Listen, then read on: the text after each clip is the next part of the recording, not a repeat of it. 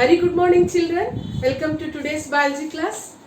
I hope you understand that the topic what you are going to learn today after seeing this particular the video.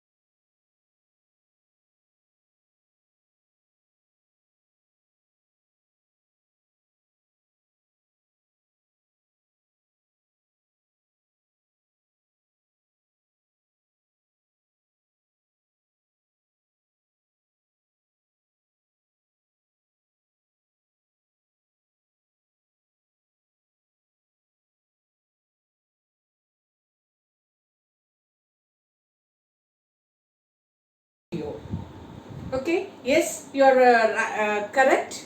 The topic what you are going to learn is pollination. Okay, the second point, types of pollination. Okay, there are two types of pollination. One is self-pollination, second is cross-pollination. The third area what you are going to learn is germination of pollen on stigma. And fourth one is activity about the Bengal gram seed. Okay, let me repeat. The first is pollination, second is types of pollination. There are two types of pollination. The first one is self-pollination, second is cross-pollination, and the third topic is germination of pollen on stigma, and the fourth one is activity. Okay, yes. So let me explain about the pollination. The definition for the pollination is the transfer of pollen grains from anther to stigma. Okay, let me repeat once again. The transfer of pollen grains from anther to stigma is called as pollination. Okay, next, how they will transfer?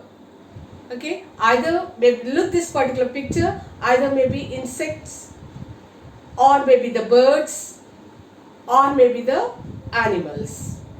Okay, not only this, and it may be by the wind. Okay, yes. So there are two types of pollination.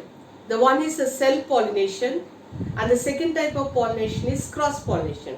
Whereas coming to the self-pollination, the pollination occurs, that means the transfer of pollen grains from anther to stigma of the same flower of the same plant. Okay, just look this particular picture. Let me repeat once again.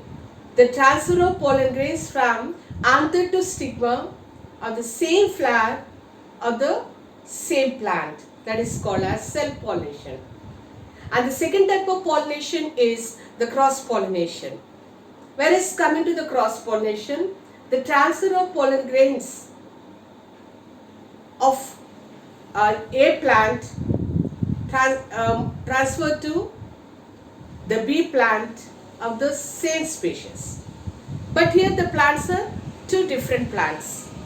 Okay, yes, all the time the farmer selects, maybe the A plant is the better quality and the B one is in another quality. So here the genetic differences we are observing here. Okay, if you look this particular picture, we can see that the A plant pollen grains will be transferred to the B plant pollen grains of the same species of the different plants. Okay, here the species is the same but the different plants. Okay, that is called as a cross pollination. Okay, children, so the next topic what you are going to learn is germination of pollen on the stigma. Okay, yes, actually what is called this a pollen grain? The pollen grain is a male gamete. So the male gamete has to fuses with the female gamete, that is only called as a fertilization process. Okay, how this process it will be takes place and we learn through this particular picture. Okay, if you see that if you look this particular picture and we can see here there is a stigma, first part, and the second part is the style, and the style is forms the swollen part that is called as an ovary, and inside the ovary, and we can see that there is an embryo sac. Okay, if you observe this particular embryo sac, and we can see that there are 7 cells located in the embryo sac. Okay, yes. What are these 7 cells? Let me explain that. The 7 cells, we can say that on the top of the embryo sac there are 3 antipodals. At the center of the embryo sac, and we can see that there will be the secondary nucleus. The state of the secondary nucleus is the diploid, and we can denote it, this is in a 2n state. Okay, if you come to the lower region of the embryo sac, this one we can say that the starting upper region, and this one we can say this is the lower region. Okay, yes. So in the lower region of the embryo sac, and we can see there will be the one egg cell, and either sides of this egg cell there are 2 helper cells, and these are also called as the synergids. Okay, yes. Just let me repeat once again. There are 3 antipodals. They are in the top of the embryo sac. The center there will be the secondary nucleus. The secondary nucleus is in an diploid state, and then if you come to the lower region, there is a one egg cell. That egg cell is an haploid in state. Okay, then we'll denote it with an N. And either sides of this egg cell, and there will be the helper cells, and these are also called as the synergids. Okay, yes. So the next one, the embryo sac is covered by the 2 layers, and one is an outer layer and another one is an inner layer. And these 2 layers will also call it as an integuments, outer integument and an inner integuments. So if you look this particular picture, where this outer integument and an inner integuments, they will join, or otherwise they start, and there they left the one gap, the small gap. That gap is called as a microfile. So this entire part is situated in the swollen part that is called as the ovary. Okay, in the previous class you studied that the swollen part is called as an ovary, the elongated part is called as a style, and the style end portion is called as a stigma. Okay, yes. So this is an entire structure is about the female part in the flower.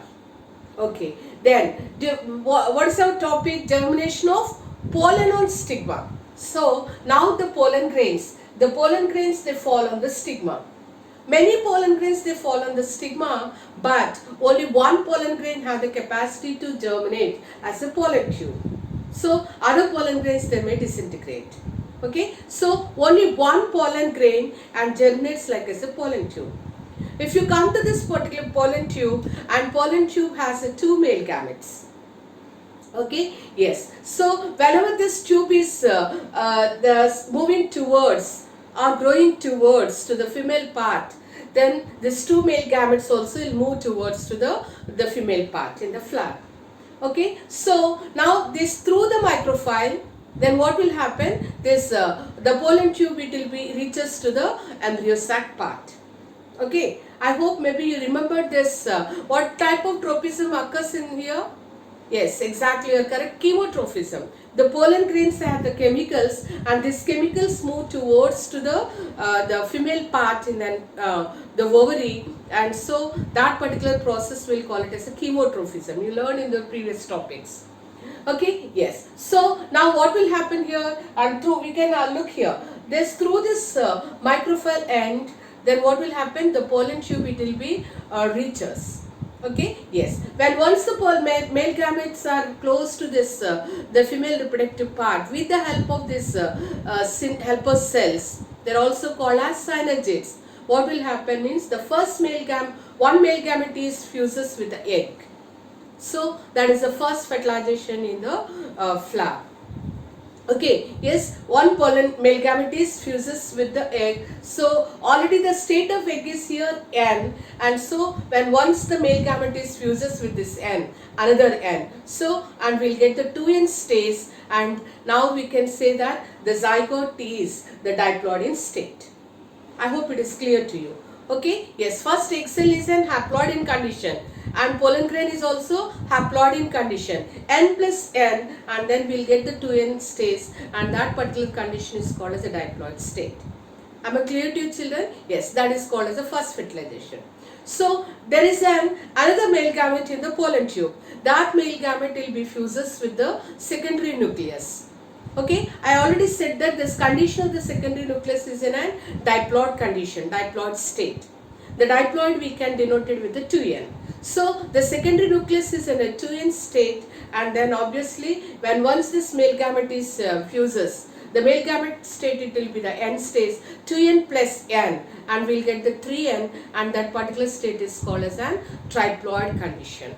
Okay, so then first one is first fertilization, we'll get a zygote, and the later the zygote is developed like as an the embryo, and embryo is developed like as a seedling, like that. Whereas come to the second fertilization, so the male gametes fuses with the 2N state, secondary nucleus, and we'll get then triploid states, and that will be called as a PAN. What is the full form of the PAN? Means primary endospermic nucleus, it will be developed. Okay, yes. So whereas coming to this endospermic type of nucleus, there are, so the first one is over, the seed is developed like as a the seedling. Okay, and it's whereas coming to this primary endospermic nucleus, it will be differ in dicotyledonous plants and monocotyledonous plants. Okay, so in dicotyledonous or in the monocotyledonous plant, that is called as single seeds, we can say. Maize, the seed is so very hard. Okay, wheat and rice, and these are all come under the monocotyledonous seeds, and that is an non-endospermic seeds, we can say that. Okay, in the dicotyledonous seeds, this non-endospermic seeds are somewhat the fleshy, and they are the smooth. Okay, example for this particular seed is a peas. Green peas, how it will be? There are smooth in condition. So these are the examples for an non-endospermic seed in what is that called as a dicotyledonous seed. Okay, children. So like that, the fertilization, it will be occur in an flowering plants. Okay. Now the next topic is after fertilization, what will happen? Okay. Yes. After fertilization, what will happen to this the flower parts? Means the flower parts like the style and the stigma, calyx and corolla, they fall off. Okay, and the second one is, we can say that the parts like as the ovaries develop like as a pulp of the fruit, and the ovules are developed like as an seeds of the fruit. Okay, and we also studied that there are the two layers, outer layer and an inner layers, and these two layers will develop like as an outer coat of the seed. These layers are nothing but we'll also call as an integuments, and these integuments, they develop like as an outer coat of the seed, and another one is developed, and inner coat is developed like as an inner coat of the seed. Okay, so in some plants and some fruits and vegetables, the calyx, it will be stay back and it remains. Example for that is the brinjals and dates, etc. So these are the changes that we will see after the fertilization. Okay, children, so that is about the germination of pollen on the stigma. And the last topic what you are going to study here is a small activity is given here. So how you can do this particular activity means, just look at this particular the video, then it will be clear for you. Take a handful of the Bengal gram seeds, okay, soak it in the water at least 2 to 3 days. After soaking, after third day, just observe the seeds, and all the seeds, they will be swells up. How they will be swells up means by taking of the water inside, and the seed, it will be get swells up. If you look this particular the structure of the seed, on the seed we are seeing the two small openings we can see. Okay, the first opening we'll call it as an hilum. Okay, hilum. What is this hilum means? Hilum is the just like it's a small scar, and it is a connecting link between the ovary outer layer. So that means the pulp and then seed coat, it will be connected by this hilum. Okay, yes. So the lower region we'll call it as a big point, and that the pointed end, in between the hilum and the pointed end, we can see the microphyll. Okay, what is the use of this microphyll means? Through this microphyll hole, what will happen? The water, it will be enter inside, imbibition process, it will be takes place, and then the seed, it will be swells up. Okay, children? Yes. Now look this particular picture. So after the seed was swollen, just break the seed into two equal halves. As a Bengal gram seed is a dicotyledon seed, and we'll get the two equal halves. And those two equal halves, we'll call it as a seed leaves or cotyledons, we can say. In between these seed leaves, and there will be the embryo sac. From the embryo sac, we can see the, if you look this particular picture, it is clear for you. So, and the part which is growing, above, and we will call it as a flumule. Okay, so the flumule later it will be developed like as a future shoot. So the lower region if you observe, and it will be radical part. Okay, the radical later it will be developed like as a future root. Okay, children, so this is a small activity, and then I hope it is clear for you. Yes, so we covered the four topics. One is a pollination, and the second one is the types of pollination, and third topic we studied germination of the pollination on the stigma, and the fourth one a small activity about the Bengal gram. That's all for today, children. Stay safe at home and enjoy your day, and I'll send the PDF. Please go through that particular key points. Bye, children.